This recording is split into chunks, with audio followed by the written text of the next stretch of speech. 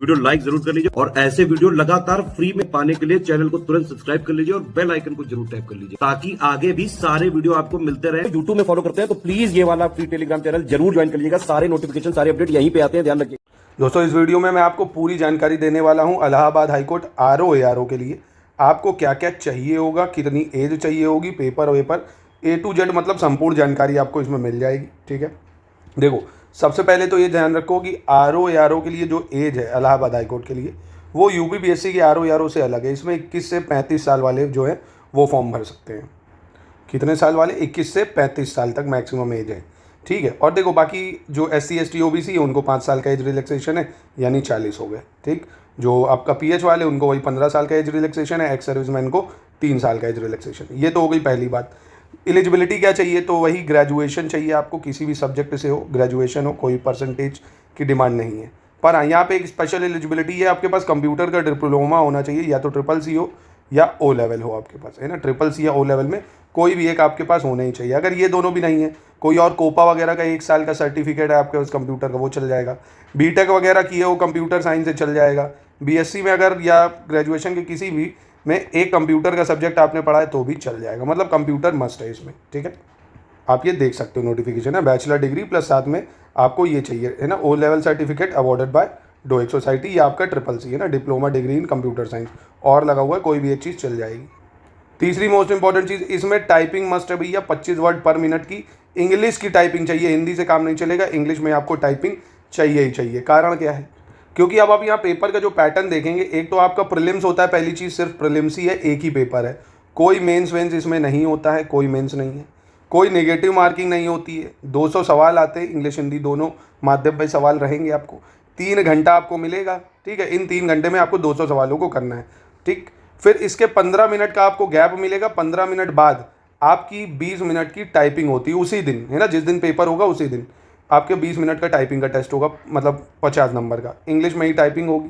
ठीक है, और 25 वर्ड पर मिनट चाहिए हो आपको। ठीक है, कितने चाहिए? 25 वर्ड पर मिनट, यानी 500 शब्दों की टाइपिंग आपको मतलब करनी होगी। तो ये मैं इसलिए बता रहा हूँ क्योंकि आप तैयार रहो भाई, क्योंकि ये जो एलिजिबिलिटी ना, ये हर किसी के पास तो है नहीं।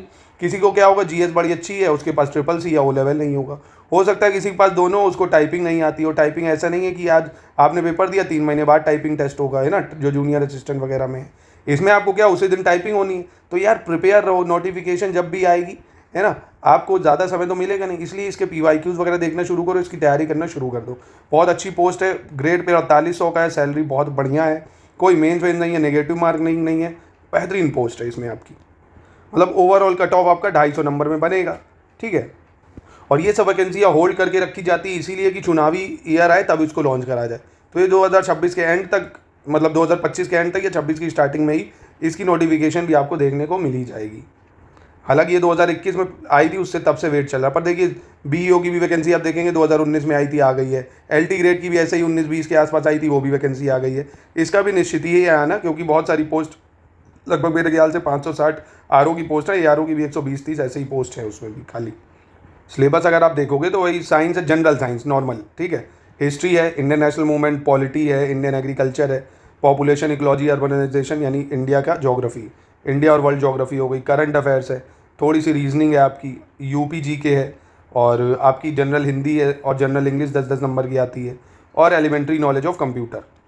अब देखो सब्जेक्ट वाइज वेटेज अगर मैं आपको दिखाऊं तो आप देखेंगे हिस्ट्री से 40 प्रश्न, ज्योग्राफी से 23 है, और पॉलिटी से 11, साइंस से 22, यानी अगर आप ये 4 ही मिला लो और साथ में रीजनिंग को मिला लो अगर, तो 121 सवाल आपके यहीं से हो गए, है ना। तो history, geography, polity, science, reasoning, ये आप अगर UPPSC RO दे रहे हैं उनके लिए तो एक गोल्डन अपॉर्चुनिटी होती है भाई, वो यही पढ़ते ही हैं, और इसका जो स्तर है उससे कम होता है काफ़ी, है ना। तो इसकी पूरी तैयारी एकदम जीरो से हमारे पेड ग्रुप में ज्वाइन करके, स्टडी फॉर सिविल सर्विसेज का पेड ग्रुप में जितना सिलेक्शन मटेरियल आसान सा हम देंगे, सिंपल सा टू द पॉइंट आपको वो पढ़ना होगा।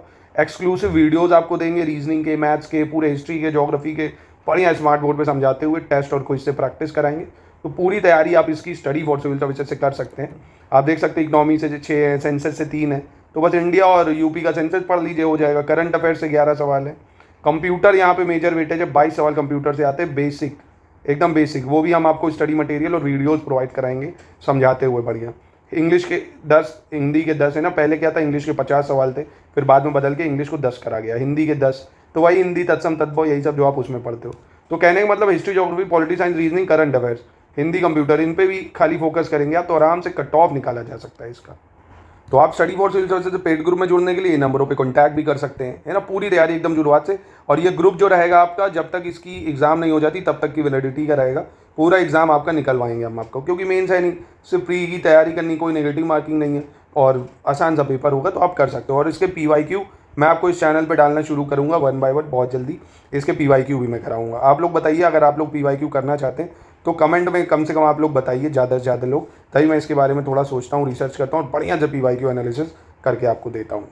तो वीडियो पसंद आया हो तो चैनल को लाइक करिए, मतलब चैनल को सब्सक्राइब करिए, लाइक करिए, और कोई और आपकी क्वेरी है अगर तो आप पूछ सकते हैं। बाकी देखिए दुनियादारी की बातों में मत आइए, है ना, कि यहाँ पे ये है, यहाँ पे वो है, यहाँ पे भ्रष्टाचार है। भाई सारी वैकेंसियाँ भ्रष्टाचार से नहीं भरी जाती है ना, समझो मेरी बात, कि नहीं आएगी, सब तैयारी करते रहेंगे, नहीं आएगी। आप PCS की तो वैकेंसी आ रही है पूरी, ROER होगी, वो तो आनी आनी निश्चित है ना। तो देखिए जो तैयारी करने वाला वो करेगा, नहीं करने वाले के पास 100 बहाने हैं, समझो मेरी बात। तो इसलिए मेहनत करो, और ऐसा तो है नहीं आप 2 महीने भी इसकी तैयारी कर लोगे, वास्ट सिलेबस होता है।